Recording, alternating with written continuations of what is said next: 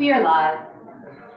This is Senate Appropriations Committee. We're going through fiscal year 27 budget request. There we have Department of Children and Families. This is their budget presentation. I'll introduce yourselves and give us your presentation. Sure. I'm Sandy Houghton, Interim Commissioner for the Department for Children and Families.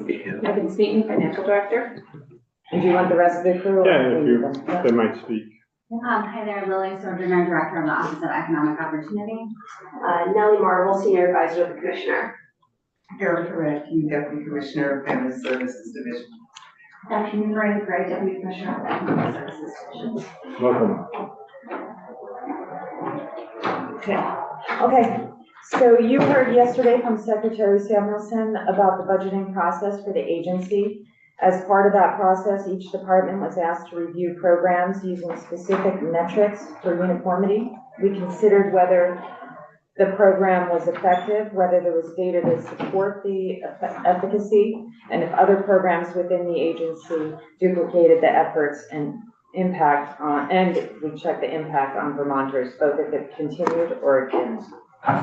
What you'll see in this presentation is a result of that process. We had to make cuts given the difficult economic climate and the absence of ARPA funds.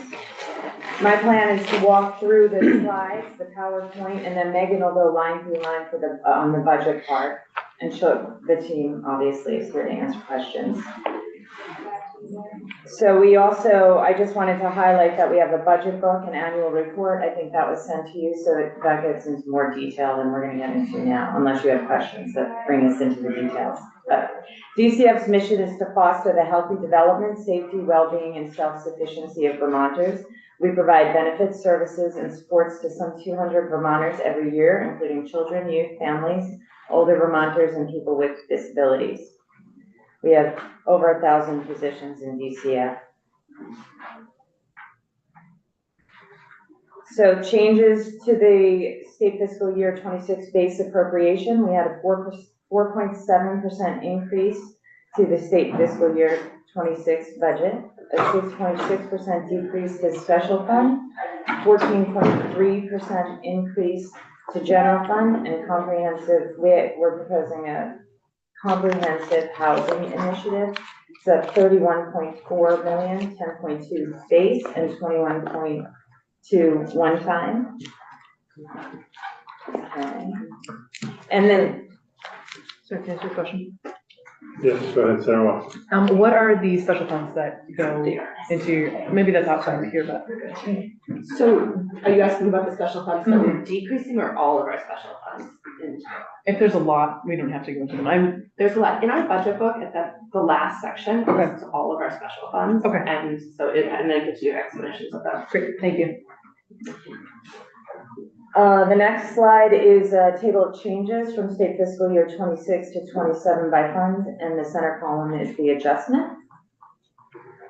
Like I said, Megan's going to go into more detail in these, given we have an hour to listen to some of that. So the budget instructions requested we illustrate funding source by division. That's the next slide. And that we highlight the largest funding sources. That's the next slide. And then there's highlights, the DCF initiatives and adjustments. So the subsidized adoptions went up, substitute care went down, the ESD reach up went down, support services went up, GA personal needs and incidentals went down, aid for the aged, blind, and disabled went down, and 3 squares went up. Commissioner, can I have you go back to the last slide 6? When you have up the top 10 million earned, what do you mean by earned? So that's, we get an award of federal funding, but you can't draw it down unless you have eligible expenses. So that's how much we were able to draw down in state fiscal 10 million. Yeah. Oh, well, it's over. All of those are over 10 million. Well, these are the ones, so you listed the ones that were over 10 million. Yeah. I get it. So, Okay. And then all the ones that were over 7 million are down below. Okay. And then we have a lot of other smaller federal awards. Okay, thank you. Quick question, yes. In reference to the SNAP funding, were these monies that were received after the E-board released $6.2 million Yes, so this was state fiscal year 25, Oh, and that 25. happened in state fiscal year 26. Okay, thank you.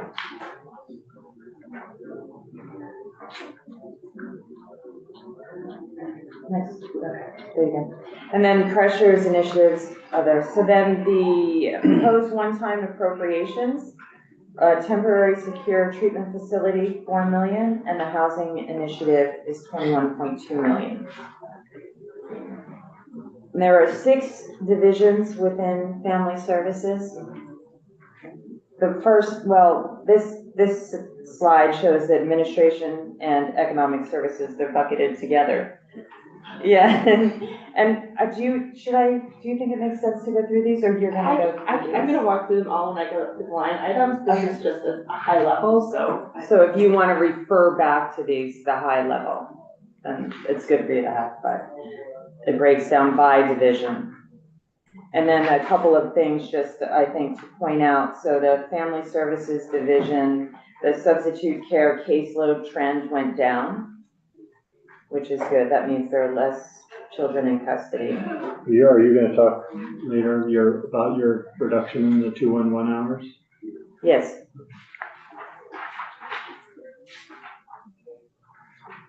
And then total subsidized adoption caseload trends went up. Child Development Division. We're going to get into detail about the funds there. Just going through the divisions. The next slide shows that more families were getting financial assistance. 5,000 more families we started to turn the curve, stopping the decline of programs, and the slow build, the mix of programs has also changed. There was an increase of about 1,200 in capacity. You know, on that, on the CCFAP, do you feel like this 12,000 number is about where we're gonna level off? Or are you expecting a continued increase? Or is the program kind of reached where we thought it was gonna get to? I think Janet, are you on? Do you want to answer that? So this is related to the childcare financial assistance on the last slide. Is that the question? Yes. Okay. Well, I think one of the, well, we know that there are families that still can't access childcare because of capacity, especially infants and toddler spaces. So I think there is still more room to grow for childcare financial assistance, but in terms of, opening and launching and staffing a childcare program, and, having, community partners or businesses make that choice, right? That can take a couple of years to actually have happen. So I do think there's some growth, but I think a lot of it would be in the infant and toddler space. And sometimes that growth is, they're growing at 4 slots, 8 slots. So it would be, so there's some growth, but I think it'll be over the next several years. Thank you. It's Janet McLaughlin, the Deputy Commissioner for the Child Development Division. Yeah. Thank you, Sandy. Okay. Then we have the Office of Child Support. So what are the difference between those two graphs? The two. Janet, you want to talk about the difference? So this graph that is showing total childcare capacity, right? So that's the number of spaces that regulated childcare programs are licensed to serve, and we license by age.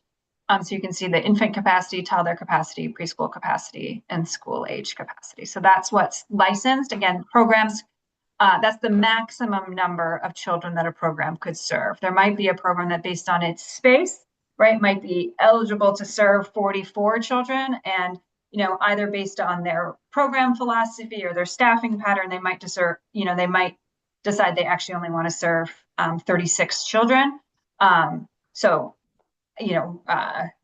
The true capacity is probably a little bit lower than this, but this is what's licensed.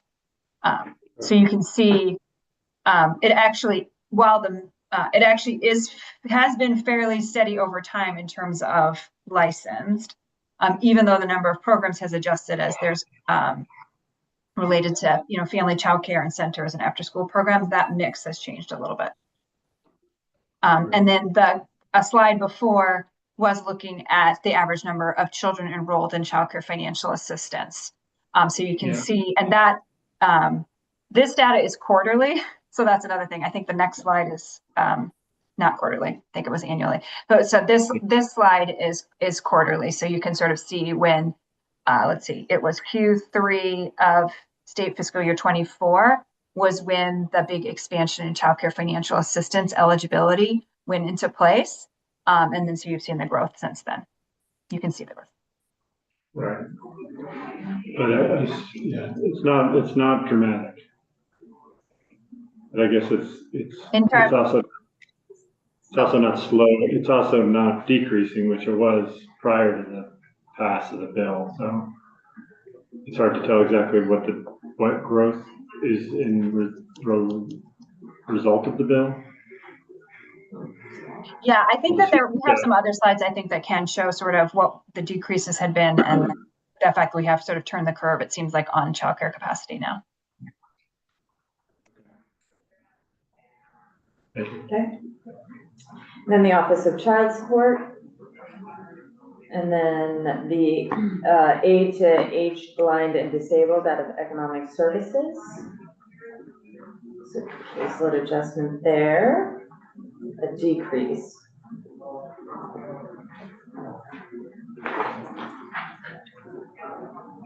General assistance, that's the emergency financial assistance to eligible individuals and families. Also in economic services. Then we have the governor's housing initiative, and you'll get into more detail on that too, right? And we also, if you have questions on that, we can always come back, because that's kind of big.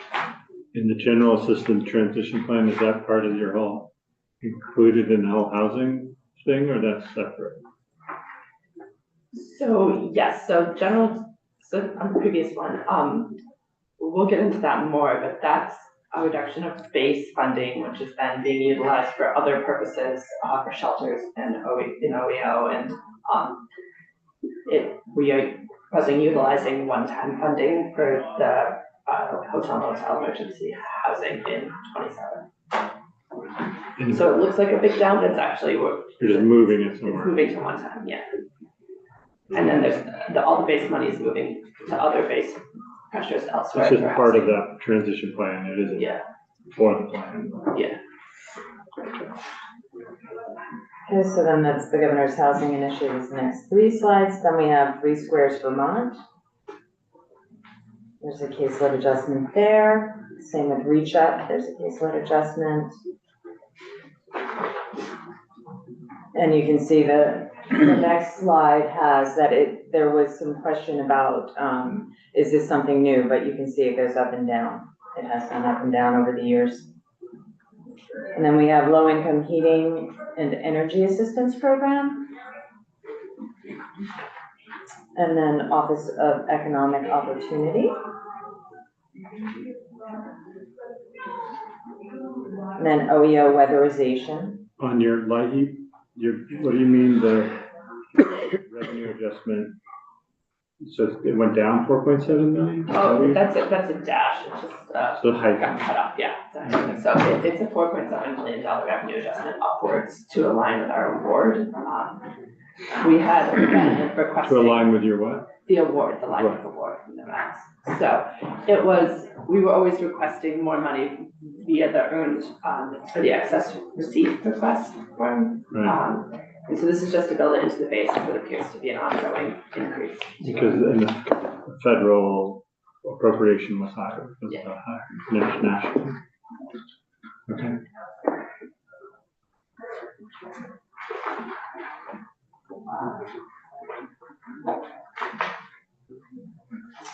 And then secure residential treatment facility.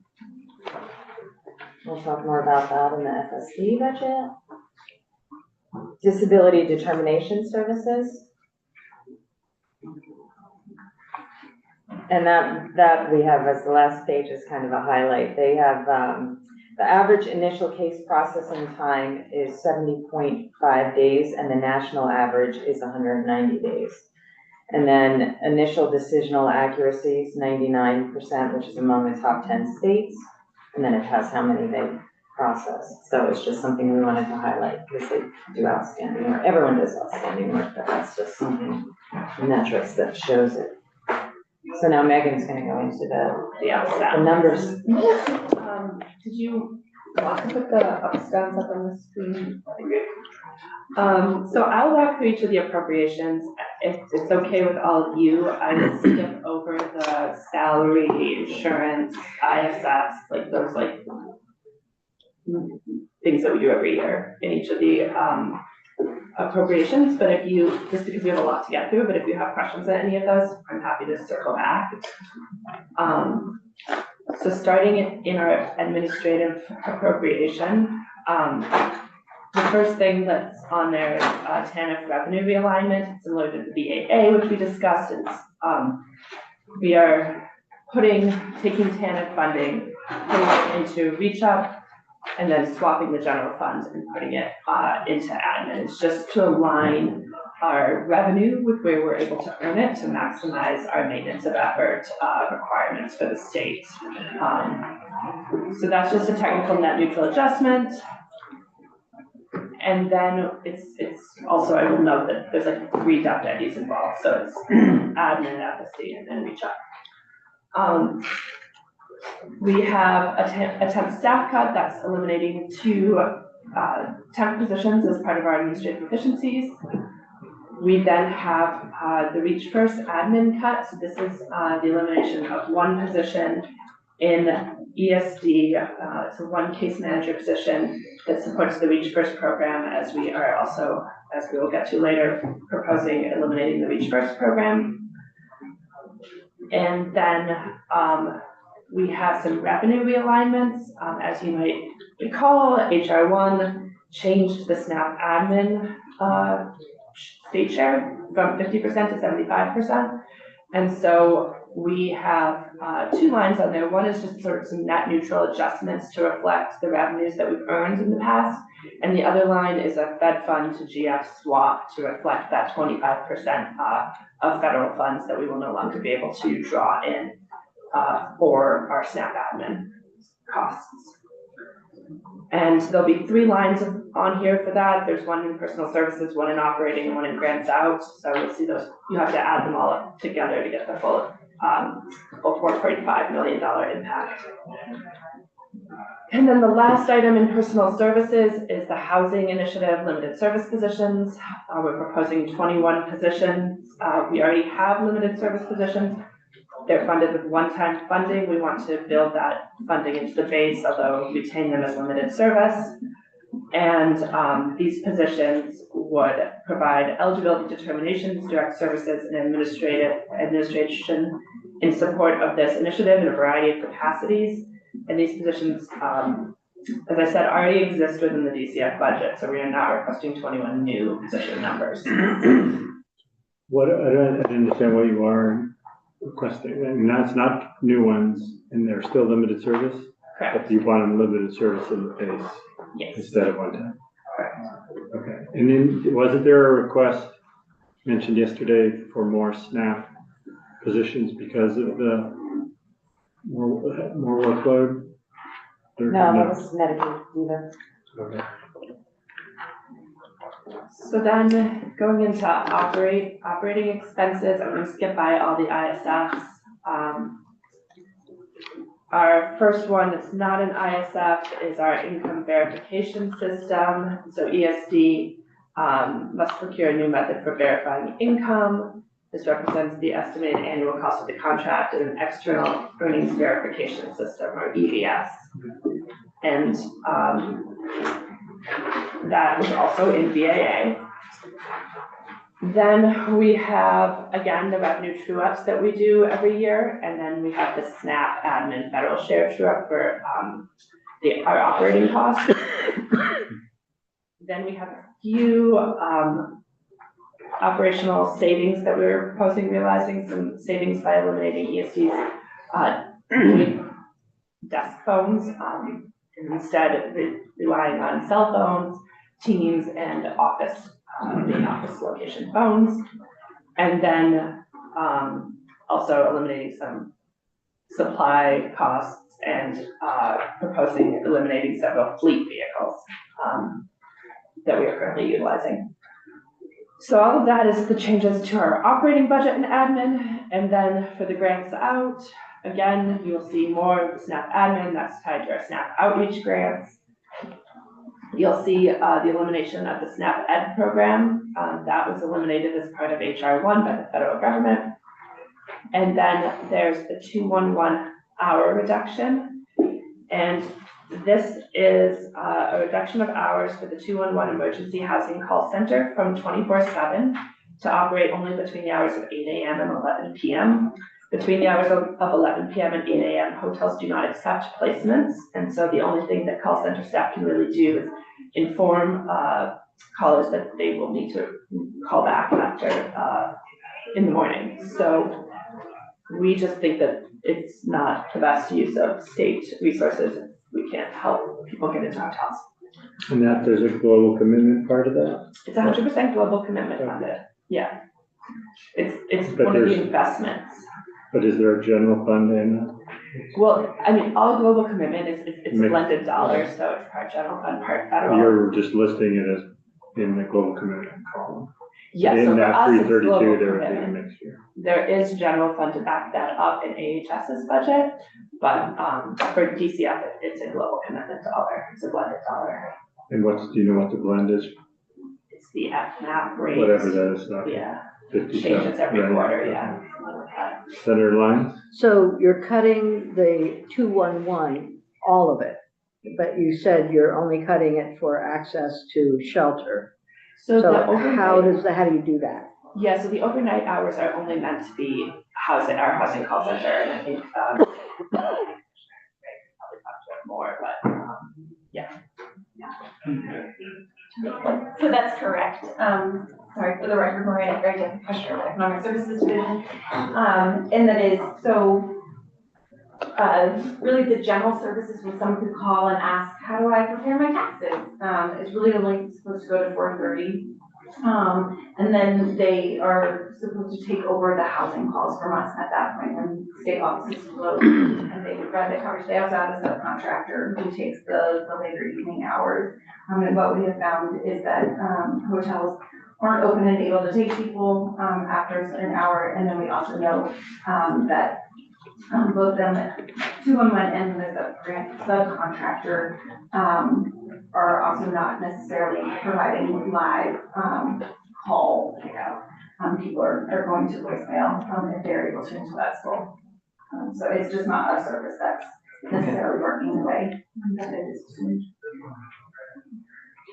Okay, thank you.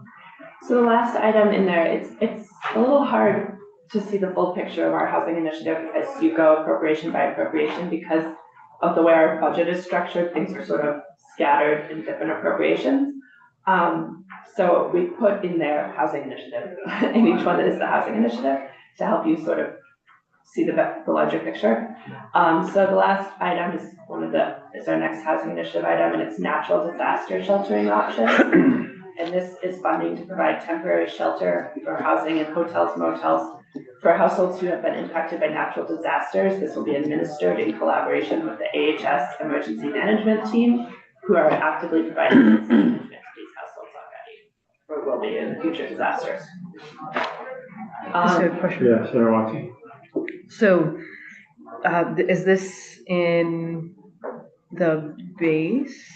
No, okay. And supposing that, hopefully we don't need it, would that carry forward to a future year? Like, would it accumulate? Not necessarily, it depends on how we close out our year at the end of the year. Okay. Thank you. Okay, so family services then, unless there's anything else on that. Okay, so gonna skip past salaries and fringe. So the first one on here again is another TANF revenue realignment adjustment. Again, the second part of that three-part swapping of federal funds and general funds so that we can maximize our maintenance of effort dollars. We have a revenue true-up. Again, this is just a net neutral, putting our revenue in the correct buckets. So in this instance, you'll see we had Medicaid, it was hitting operating and it really should have been hitting our personal services, so we're just swapping that between operating and personal services and vice versa with general fund and some federal dollars. The social worker class action, social workers received a class action last year that brought them all up a pay grade, and so this is the annualization of that class action. So they received it last year, but for take effect for FY27. So it took effect this year, but because we didn't know about it when we built last year's budget, it wasn't in last year's budget, so. Was it in the BA? It will be supposed to be a pay act this year. So, but you didn't have to pay it for this, even though it was. Well, pay act, I don't think it's happened yet this year. So it was for the 27 budget. So this is for the 27 budget, yeah, so, but it's, the class action has already happened. They're already getting paid the higher pay grade. And we will cover the costs, propose covering the cost of that via the pay act, when that happens later this year. How are you covering that? Well, so we have an appropriation for salaries. So it's just within the amount of money you had, you could cover it. It wasn't enough to need an adjustment. Well, so I think we will need an adjustment. It's just that at this point in the year, we don't need it yet, but, when pay act comes, we will request it as part of pay act. Or part of your budget. Yeah. This is the adjustment. Yeah, this is the annualization of pay act for next year. Then we have in grants out, we have our PNMI inflation factor. That's the annual adjustment that DEPA calculates for all the PNMI rates to reflect the inflation impacts that those institutions face. We also have a transfer, a net neutral transfer from CDD. We did some movements last year where funding got put into CDD, which should have been put into FSD, so we're just correcting that. We have the transportation contract pressure that we discussed in BAA. Again, we continue to face elevated costs for our transportation contracts, and we don't really have a way to address that other than increasing the budget. Can you give an example again what those transportation costs are? Yeah, so it's anytime we're transporting youth in our custody, it could be to school, it could be to an appointment. It's just children in custody. Yes. Yes, that's correct. For the record, Erica Radke. Just because there's more of it, there are more children in custody, and so the costs are higher? What is driving the costs? It's not, we don't have more children in custody. It's more that previously foster parents might be taking on a lot more of this, but because so many more of our foster parents are working full time, we're ending up doing a lot of the transportation to the school, doctor's appointments, or various things that the kids need to go to. Okay. And who's doing the transports? Who's doing the driving of them? Sometimes we have a transportation service that we rely on, but there are also occasions where family services workers are doing the driving, or case agents as well. Anybody that needs background checks? Anytime we're having like a transportation service, they're responsible for doing all the background checks, and it's our workers, as part of their working, they're doing background checks. But are you paying for background checks? Or are these the background checks that the state police are doing? If it's employees for us, it's our regular background checks. But if it's one of our transportation services, they're handling the background checks. Okay. And so they pay for it, and it's part of their contract? Yes. I would just say we never got a list from the state police. Right. And today at the child care luncheon, the biggest complaint was about background checks. Fingerprinting? Yes, for workers in child care. We do have background checks and fingerprints for like foster parents and things like that. I know. And the only reason I ask is because the background checks are all over the map across all of state government and a bunch of the DAs that we work with. Nothing's consistent. Okay. Okay, That is one of the priorities for Janet McLaughlin, Deputy Commissioner from CDD. And if we finish in time, maybe she can give you an update on what she's working on there. So the next two lines are the caseload adjustments that we discussed in our PowerPoint. So our substitute care costs are going down. So you'll see overall it's a $600,000 decrease. And then our subsidized adoption caseloads are going up. And so you're seeing an increase there, which are both, trending in directions that we would like them to be trending in. We then have some proposed savings. So the first one is the post-provenance program. And this is a reduction to funding to support services provided to families after an adoption has been finalized. So this would reduce the eligible population to be just those who adopted it, whose adoption is facilitated by DCF. And then we have the nurturing parent program cut. So this is a 50% reduction. This reduces the program that provides parenting classes to eligible households. And this is administered by Prevent Child Abuse Vermont. why was that cut? We had to make hard decisions. So when we were looking at the impact across the board, this was one of the ones we decided to put forward. We then have the post-adoption consortium program cut. This eliminates the funding that supported post-adoption events. We, as you can see, had a budget of $200,000, but we only actually spent $2,000 of it last year. So it's an underutilized funding that we felt we could make a cut to without significantly impacting services to Vermonters.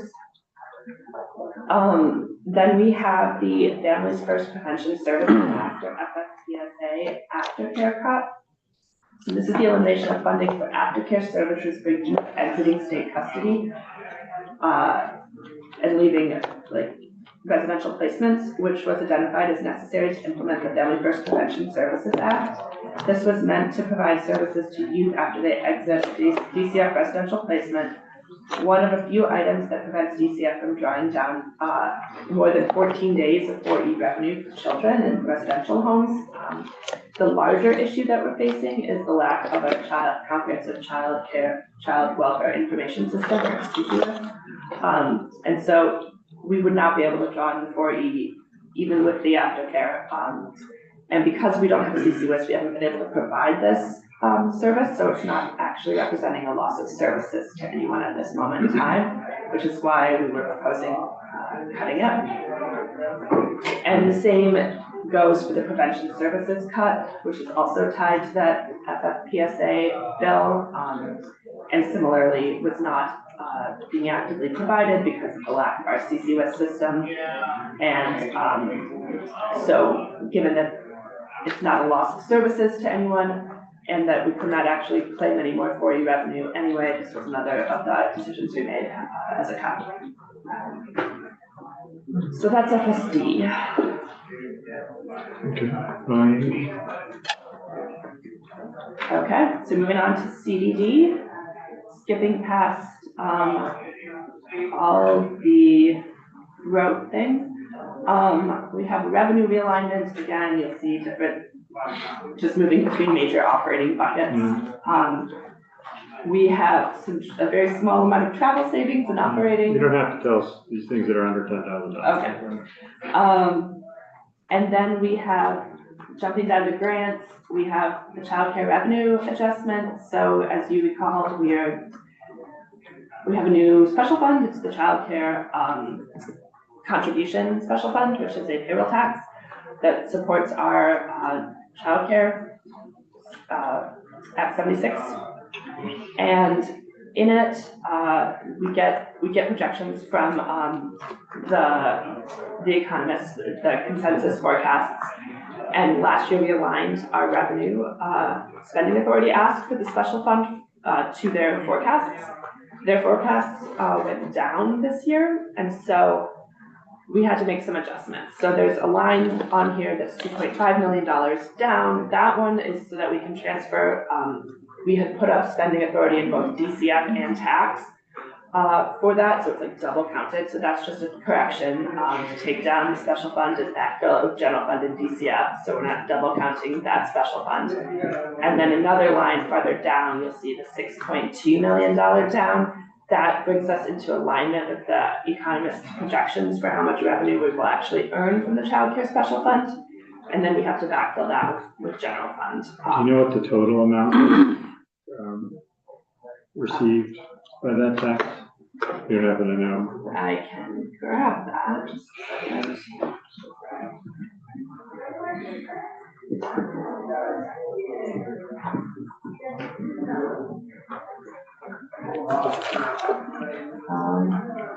I mean, and we can get back to you on that Do you too. know any total chapter? I was gonna ask the same thing.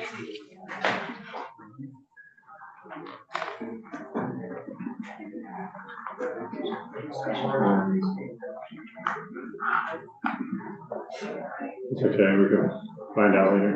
I'm about to open it, but these things always take longer than you think. So it looks like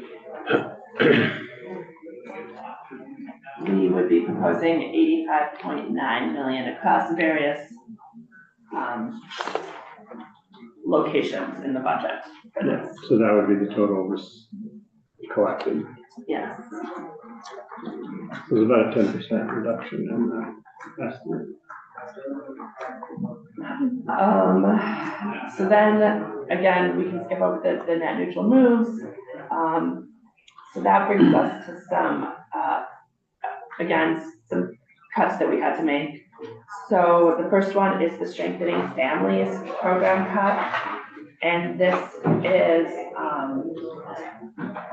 elimination of a grant program for family support and childcare programs. And this is targeted to sunset anyways, as the funds weren't equitably distributed across childcare programs. And so, and we also have additional funds that are available via Act 76. So we're proposing eliminating this program. The next one is the child care capacity grants reduction. And this is reduce the grants to support startup and expansion. After this cut, there will be 900,000 remaining in this line. And there may be some available from some of these one-time federal awards that we've received, such as the Preschool Development Grant worth to 2026 award. Then we have the Emergency Financial Relief Utilization cut. And so this reduces the funding available to support emergency needs for childcare providers who are at risk of closure. The remaining budget is aligned to what was actually dispersed last state fiscal year. And then we have the child care eligibility agreement efficiencies. And this is a reduction in funding to grants with our 12 community child care support agencies, or CCCSAs. And this is based on the usage since the budget was doubled in state fiscal year 24. We have 2.5 million remaining after this cut. Okay. And then the last item is the Children's Trust Fund cut, and this is the elimination of contribution to Children's Trust Fund's annual grant-making program for a variety of child-serving programs. Federal funds have not been available for several years, and this is removing that spending authority as well. Okay. So that's CDD. Okay. Child support? Office of Child Support, there's only really one line that I would note, and that's the last line on there. It's the Judiciary Cooperative Agreement. We are proposing reducing the general fund provided to the judiciary to offset some non-40 eligible family court costs, as DCF has taken on more of this work and needs that to offset some of our costs. Aid to the aged, blind, and disabled, ABD. We have to pay the feds to administer this program. It's a per payment. We pay them a flat level for every payment that they administer.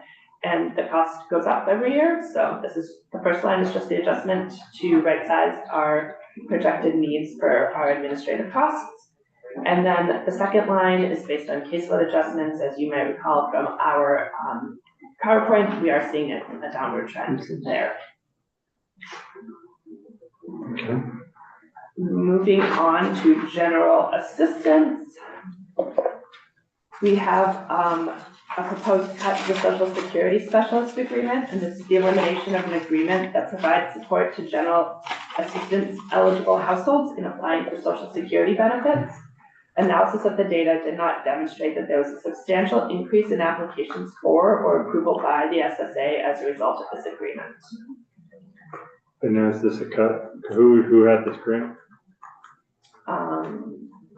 Economic Services didn't, it was not those, this, goes in our general caseload for general assistance, emergency assistance, and not those in hotels and motels, per se, others can get a small medication.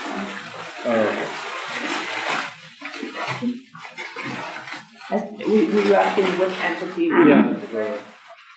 But that was, Oh, sorry, it's Davers, a vocational, it's the Vermont Association of Business, Industry, and Rehabilitation. okay.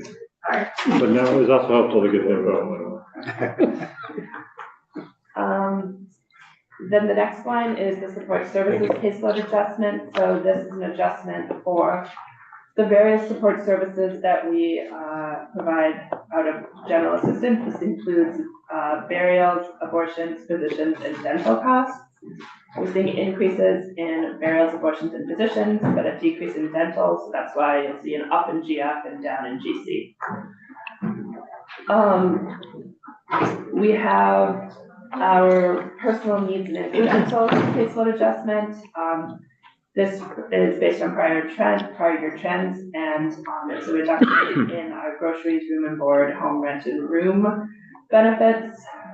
We recognize that an analysis needs to be done on this program to understand this crossover between the populations and various housing programs and how that impacts the P&I utilization as we move towards our new version of the housing initiative.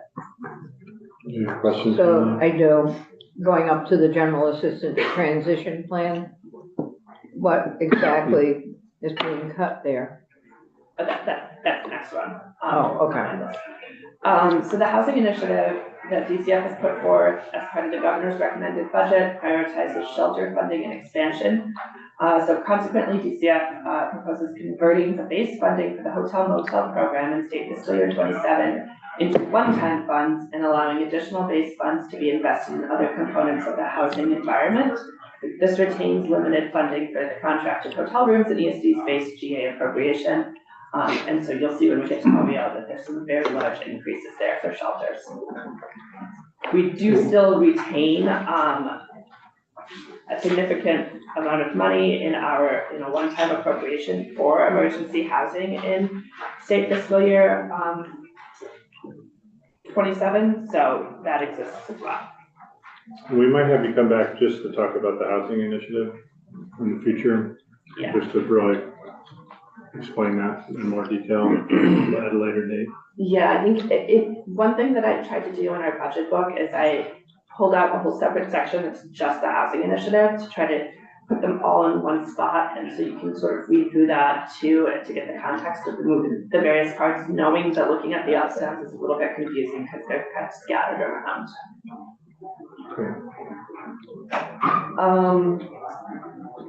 So that's emergency housing, that's general assistance. You know where that is in the budget book? I just want to see what it looks like. It's after the section that has all the ups downs in it, the budget, it's called like housing initiative. It's a long document. Yeah, there's only 700 pages.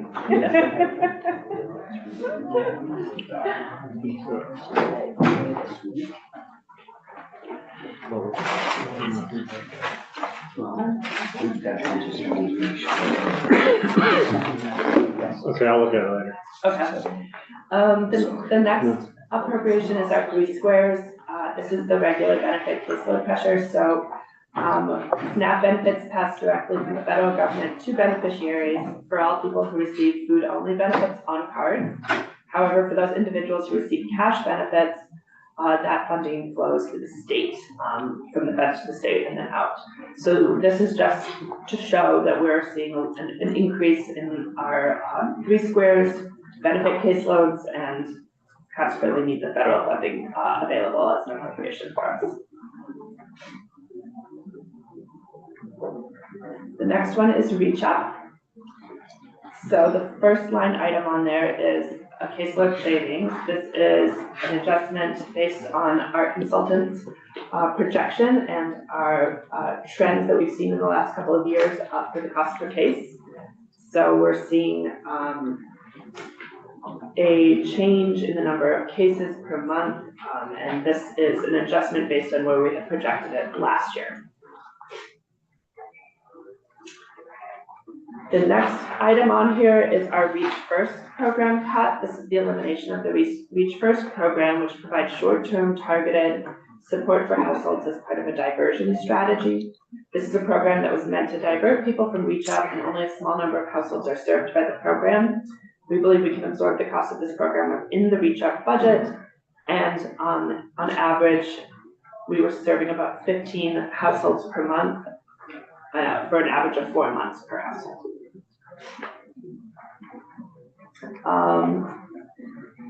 The next one is the pregnant and parenting bed reduction. So this reduces the maximum number of DCF contracted beds at Lund by 3 beds to a total of 23 beds available.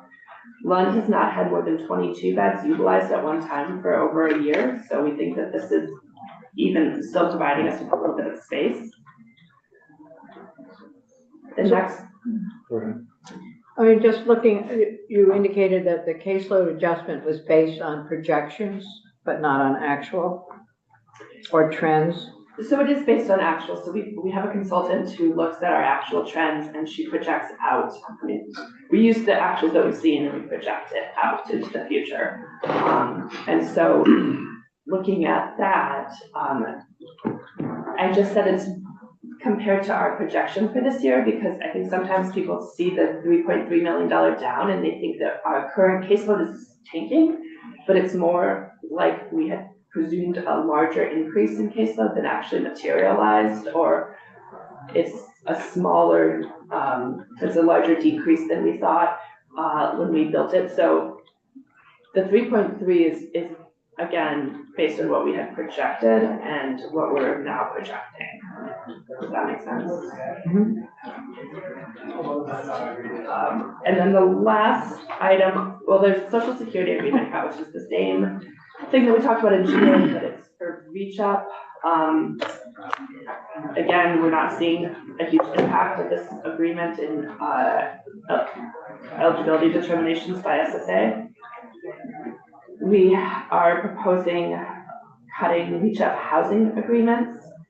The elimination of these grants which provide housing case management supports to Reach Up households. Housing case management services are already available through other venues at DCF, making this a duplicative service. And then the last item is the TANF revenue alignment. Okay.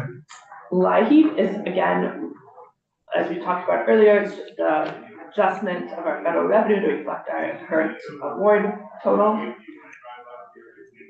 Brings us to the Office of Economic Opportunity. We are proposing. Was there also with the LIHEAP increase? Was there also an increase to weatherization? No, there was not. Just one. So the LIHEAP that's in weatherization is a swap between weatherization special fund and LIHEAP and economic services, economic services division. So the first item on here that I would note is that we are proposing transferring 2 of our limited service positions from ESD into OEO to be funded with HOP funding for state fiscal year 27. This was also in the BAA. These are positions that are really critical for the support in operating the HOP program. And they were housing related positions to begin with. So it's just a different aspect of our emergency housing and sheltering program. And then we have 1 ERAP limited service position that the ERAP funding is expiring, and so we're asking to backfill it again with funds from our HOP program. What is ERAP again? Emergency rental assistance program. It was some fun. It was a federal award that we got during the pandemic. But it's continuing. It is just So the ERAP funding is ending, and Right. so we're backfilling it with, general fund. The Just work to finish continues, it, or what to continue beyond? No, to continue to support the housing programs, that we're operating. And can you remind me what the total is? So there's 127,000 more. What is the total in ERAP? So ERAP ended, so this is one This is position. the only money in the program, not just the 127,000 in general funds. Yeah, so now that, so ERAP is wrapping up, and so that position was working on housing agreements, it's now still working on housing agreements, Oh, but this is we, just for the position. yeah, this is just for the position. Do you know how much money there is in ERAP I- benefits? It's across the whole state, we're Right. one of the only ones that got it, so I Yeah, don't. you don't know how much state money is now being used for it, I don't know that. In our budget, it's just this 127,000. just for the position. Yeah, just for the position, but I don't know across the state what that will look like. So in the grants out section is where you'll see most of our housing initiative things.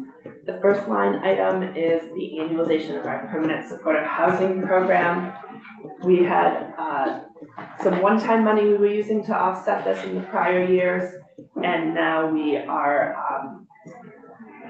we fully utilized that, or will have fully utilized it by the end of this year, and so we are moving into needing to build out the full budget in the base. We have the cold weather shelter. This is a shift from one-time to base funding to continue providing the cold weather shelters that have been stood up this year. We also have the base impact of one-time housing opportunity shelter expansion investments. So it's investments that are happening right now that need to be operated next year. So we need to build the operating budget into our budget. And then we have funding adjustments for HOP limited service positions. So those next two lines are the opposite of the ones we saw above. So we're using some of the HOP funds to cover those positions so that we can operate the program. And then we have a bunch of housing initiative lines. So I don't know if we want to get into them right now, or if you want. Yeah, I think just us reading here is enough, seeing the dollar amounts. Maybe either health and welfare will spend more time on this, or we'll have you back to give some more details on this. Okay. It may have to be both.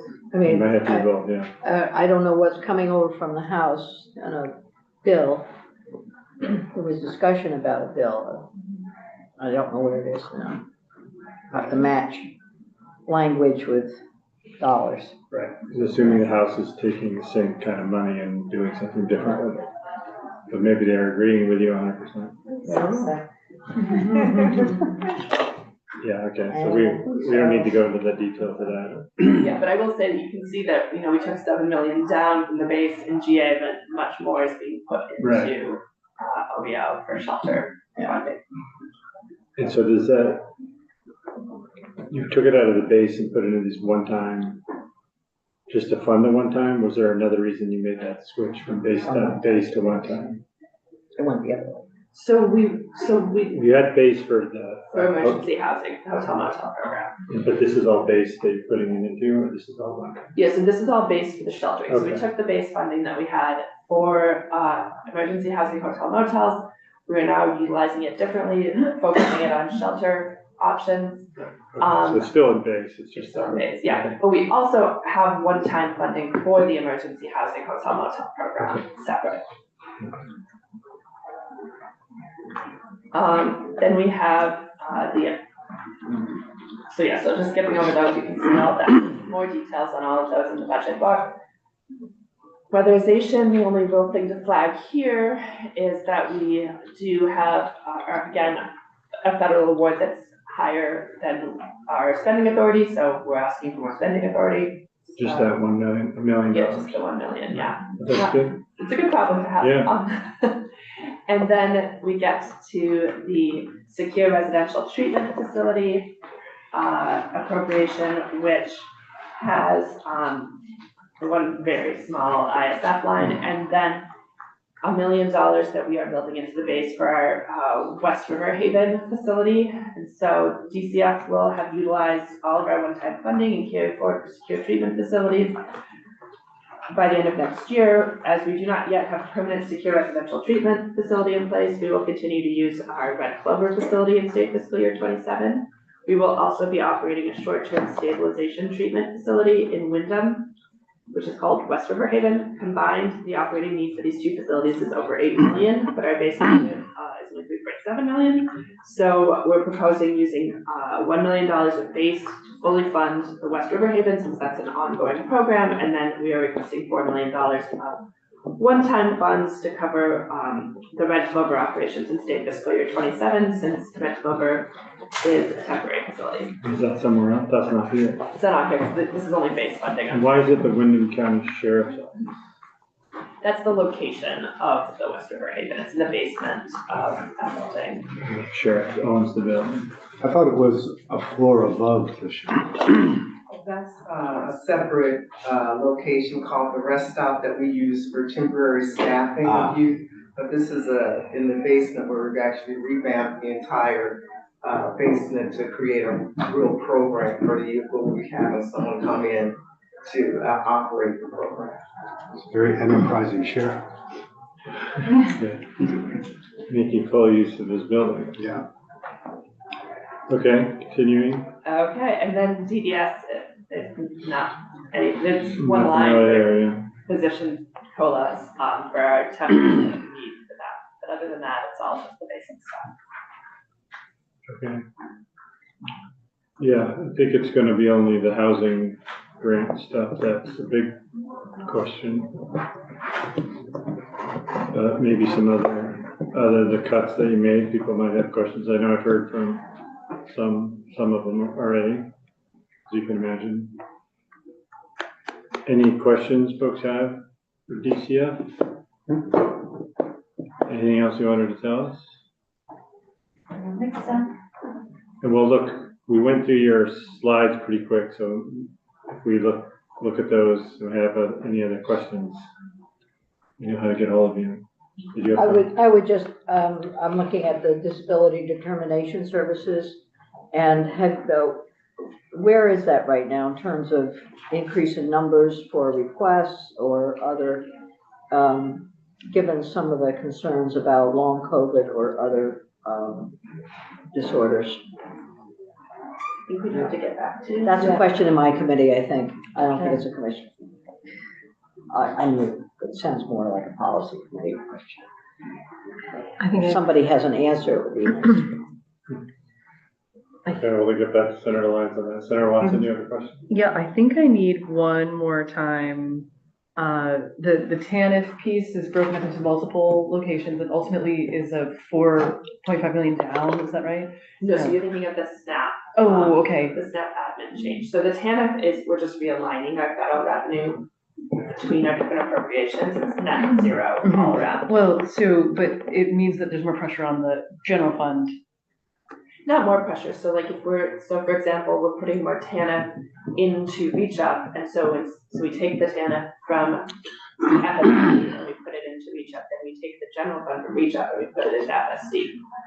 And so it's just a swap of funding sources, but by doing these moves, which seem really counterproductive and technical, we allow ourselves to claim. We have general fund in places where we can claim we can show more maintenance of effort, which allows us to buy down the work participation rate. Okay. And so that's the goal behind all of these like net neutral moves. The money going out for Reach Up families not changing. It doesn't change in Reach Up, it doesn't change in FSD, it doesn't change in admin. It's just where we have general fund expenses that we can put on our maintenance of effort report. It's just clever budgeting. Clever budgeting. Okay, well, if there's no other questions or comments, we can take a break till we're gonna try to get S219 listed here, because we don't have our Lich Council on that tomorrow, so today would be good to hear. We might not put the bill out, but we're at least gonna get the sponsor to tell us about it and hear from Lich Council.